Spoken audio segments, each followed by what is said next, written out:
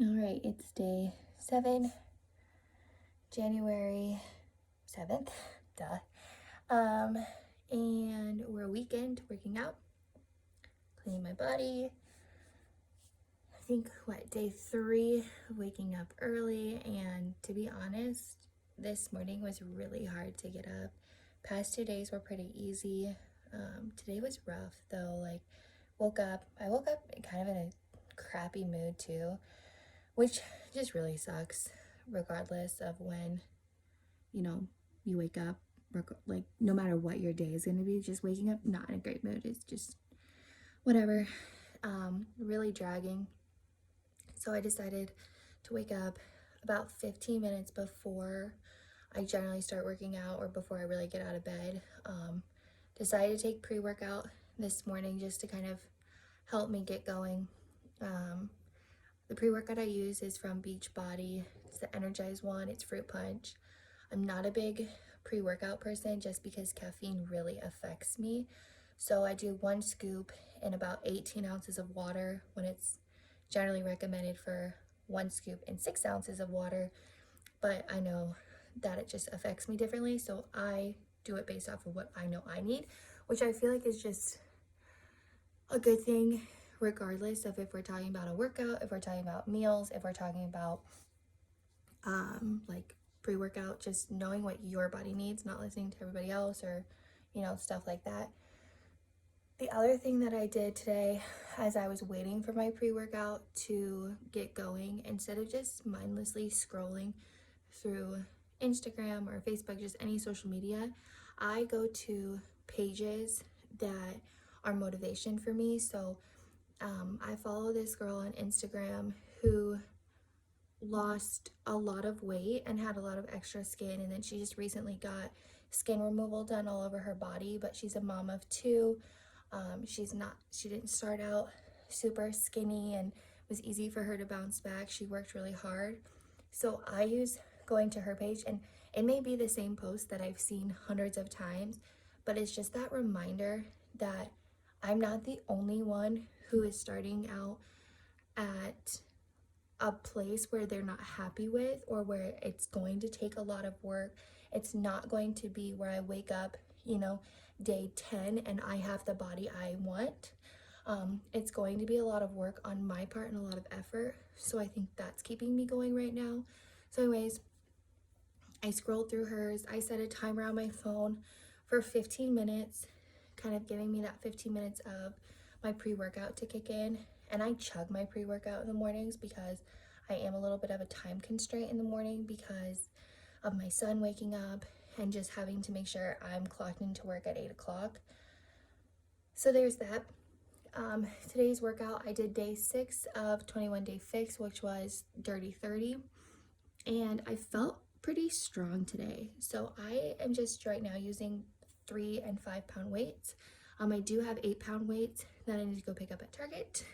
And honestly, I felt like today might have been like the first day where having those 8-pound weights could have pushed me a little bit further in my workout, which is kind of a nice thing for me to reflect on, as I told myself like on day 1, I can wait to go pick up my 8-pound weights because it's going to be a while before I get there, but not the case. The other thing too that really resonated with me today during the workout is they kept saying like starting is the hardest part. And that was true for me this morning. I mean, I had a really hard time starting. I really wanted to make excuses and tell myself, oh, I'll just do it tonight, knowing that tomorrow I have yoga in the morning, so it wouldn't hurt as bad to do something at night and then get up again in the morning. But consistency is key in every aspect of our lives. And so I'm really trying to keep that mindset, like consistency. The more I get up at 5:30 in the morning, 5:15, whatever in the morning, it's going to start to become easier and easier. It's going to start becoming second nature for me to get up and get that workout done. So I'm just trying to keep that mindset. The other thing that they said was starting is the hardest part, so stop quitting. And that was like the biggest thing that I heard today that really stuck with me, because I feel like there's so much in my life that I have started and then quit. And it's one of my biggest flaws and one of the things that I just have a hard time with myself because I've quit so many things. I quit being a professional model that I was really good at, and for so many different reasons and excuses, because it was hard. I was homesick. I felt like I was missing out in life. I quit deciding to go to law school because it was hard and I wanted to start a family, and I didn't want to have the cost of law school. And now I'm sitting at a job that I don't necessarily, this isn't the job that I had ever planned for. I'm not using my degree, things like that, where I think back and, what would my life be if I didn't quit? Well, I'm not going to let my fitness be something that I regret or question, because I already made those regrets. I already have quit so many times on this fitness journey, and I want to continue to be mentally healthy and physically healthy for myself, for my family. And I don't want that to be another thing that I quit or give up.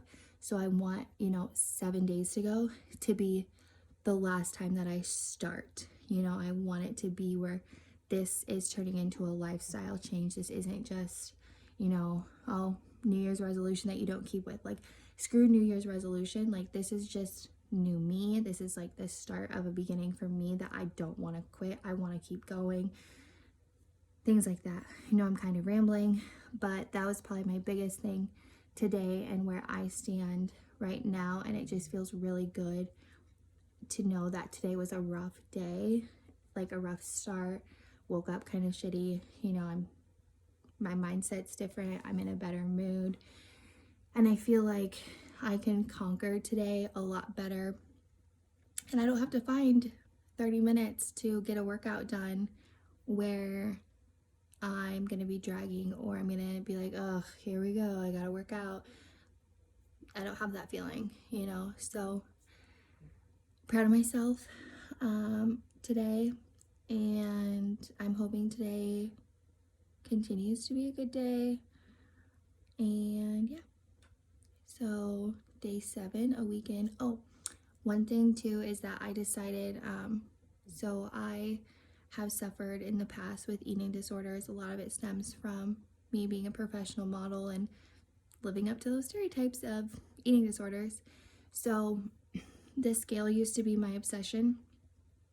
So I have put a reminder in my phone for every Sunday at 6:30 to do a weigh-in, and that's the only time I'm going to get on the scales, or every Sunday. So every week I'm only going to weigh myself once to do a week progress. And then I'm going to do progress pics the first of every month, so I have a reminder for that as well. The other thing too about the progress pics, and I had to remind one of my friends who is doing the keto journey with me, is that it's not a before and after picture. And I think people get so caught up in it being an after, and you see so many before and after pics on social media where people have lost 100 pounds. And a lot of the times, if you look, the date spans are maybe a year apart, if not more, but they're not putting their progress pics. And that's the biggest thing that I told my friend, was like, it's not a before and after picture. It's a progress pic. Like, this journey is a progress. There is no after. Like, if this is truly a lifestyle change and you're planning on sticking with it, then it shouldn't be an after, because there is no after. It is a progress. And every day, month, week, whatever, it's a progress that you're making in your journey. And I think if you have that mindset going into those pictures, it also will help change that like negative self-talk that so many of us get. So it's like, oh, well, I'm not seeing results, so I'm just going to quit. Like, this clearly isn't working. But that's not the case, because it's a progress. Like, your body may still be like burning that fat. And, pictures, I feel like sometimes are a lot harder because you have such outside factors that people don't think about. You have lighting, you have the time of the day, you have the clothing you're wearing. Like, if you're not wearing the same clothing in the pictures, things like that. I always would take progress pics in the same bra and underwear so that I could see it. This time was a little bit different because I usually have my husband do them, but I did it myself in a mirror in my bathroom wearing a t-shirt and leggings. And I think obviously my leggings are going to be tighter on my legs, so it's probably going to make my legs look, more tone or slimmer than what they would be if I was just wearing underwear. But my goal is to be in that same outfit when I take them every month, or try to be at least in the same type of clothing. But just remembering to even tell myself, like, it's a progress, but we made it a month. So like that progress pic for me is like a small victory for myself.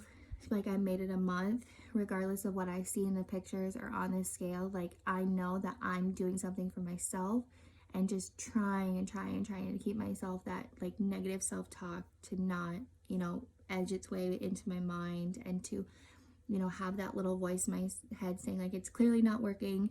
All this effort, the tiredness, the getting up at 5:30 isn't worth it, because at the end of the day, it is worth it. And I know maybe not next month I'll see something, but in 6 months I'll see something, in a year I'll see something. It's that not quitting, it's that not having to start again. Like, that's the biggest thing for me right now.